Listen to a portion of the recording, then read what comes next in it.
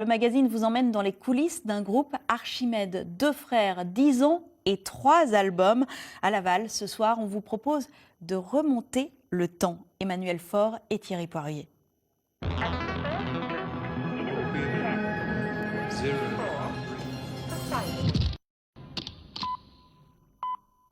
Elle mouille sa nuque avant d'entrer dans la froidure de l'eau salée. Ce qu'on devient peut à vieillir. Souviens-toi d'où on s'était juré. Souviens-toi d'où on s'était juré qu'on resterait deux hirondelles indociles, annonçant des printemps à plein temps sur une île où l'on vivrait loin du tumulte imbécile. 1 an et demi sépare ces deux images, de la plus récente à la plus ancienne. Le son, lui, est quasiment le même. Quasiment, car des instruments ont été ajoutés. Mais comme on remonte le temps, eh bien, on vous les a enlevés. Pour vous expliquer que c'est ici, à Laval, que tout a commencé pour cette chanson et pour le 3e album d'Archimède.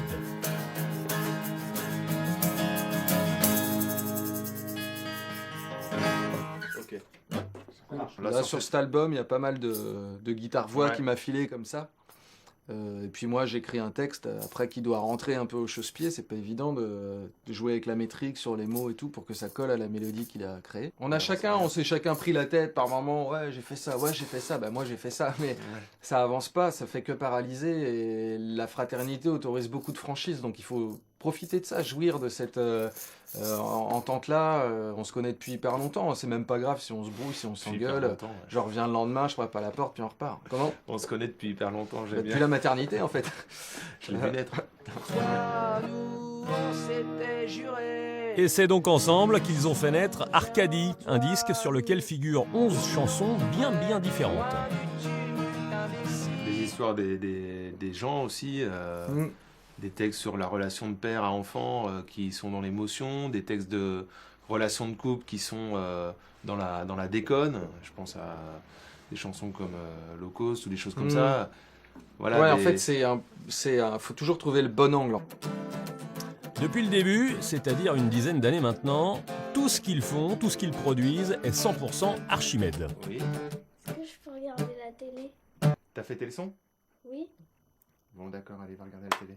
Et 100% Mayenne. C'est en ville, au bord de la rivière, que Frédéric compose et s'occupe de sa famille. Nicolas, lui, sur l'autre rive, casquette de teenager toujours vissée sur la tête, erre dans Laval, sa ville, qu'il a vu grandir et qu'il aime toujours.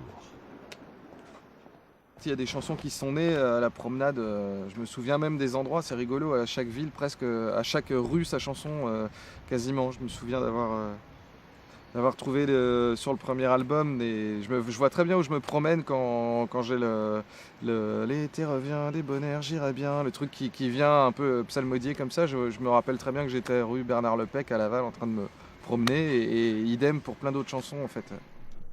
Alors une fois que les chansons ont été terminées, il a fallu aller en studio pour les enregistrer, mais ensuite pour vendre des albums, pour faire connaître sa musique, il faut sillonner la France et chanter devant des centaines de personnes. Les frères Boinard ont donc entamé une tournée. Ce soir-là, le groupe s'arrête au Mans.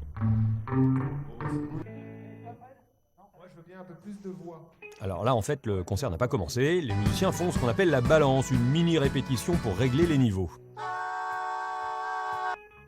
Rien de bien stressant en fait. On n'est jamais vraiment dans le stress, hein, tout va bien. Moi j'ai toujours le petit stress avant de monter sur scène, mais voilà. Sinon ça va. Voilà monsieur. J'ai bon ? Pour l'instant, ouais. 3 musiciens accompagnent le groupe. Ce ne sont pas eux qui ont enregistré l'album et c'est leur première tournée avec Archimède. Ils attendaient de nous aussi qu'on propose vachement. Donc ça ressemble à l'album, mais on a quand même vachement de liberté sur ce qu'on développe, quoi. Sur ce qu'on a l'habitude de jouer. Ouvert en proposition. Ouais, mais grave. On se propose des idées entre nous, ça fuse, c'est vraiment cool quoi. C'est une super ambiance musicale, on a les mêmes influences, on aime les mêmes choses. 21h30, 600 personnes sont devant la scène et le groupe monte dessus. Sur la scène, bien sûr. Bonsoir le Mans. Et ça fly away comme un niais. Et ça want to go like a blaireau.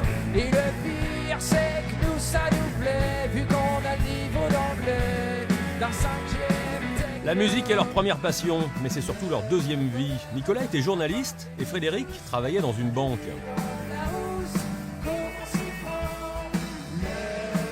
Alors justement, vous qui êtes attaché au bonheur, cette vie vous permet-elle de vivre heureux? On en vit parce qu'on vit à Laval. On vit dans notre ville qui nous coûte pas cher.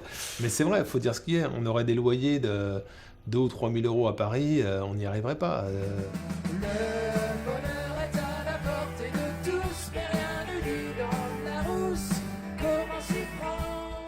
Sénèque disait qu'il faut attendre la fin de sa vie pour faire le bilan et savoir si on a été heureux ou pas. Enfin, ça va. C'est un peu spé, Oui, quand c'est un même. peu dépassé, certes. C'est spé. Non, on est heureux, ça va. Mais c'est pas. Ça reste un travail aussi, avec tout ce que ça comporte de joie, de bonheur, mais aussi d'angoisse, de tension, de pression. De doute. Voilà. Donc, faut pas que les gens considèrent que c'est un travail à part où il n'y a que de l'exotisme et de la joie. C'est un vrai travail, c'est un vrai métier. Merci du fond du cœur, Le Mans. Ciao. Merci Alors on verra beaucoup. plus tard ce que Sénèque pense d'Archimède. Des 2 premiers albums, ils ont vendu 45 000 exemplaires. Le 3e en est déjà à 15 000. Et l'objectif du moment est de remplir les salles jusqu'en janvier 2016. C'est la fin de ce journal. Le 19-20 continue sur France 3 avec votre édition nationale.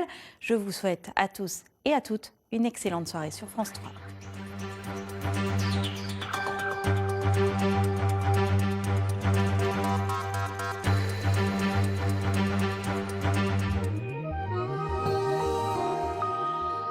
En ce jour de Saint-Valentin, quoi de plus naturel qu'un ciel aux 50 nuances de gris?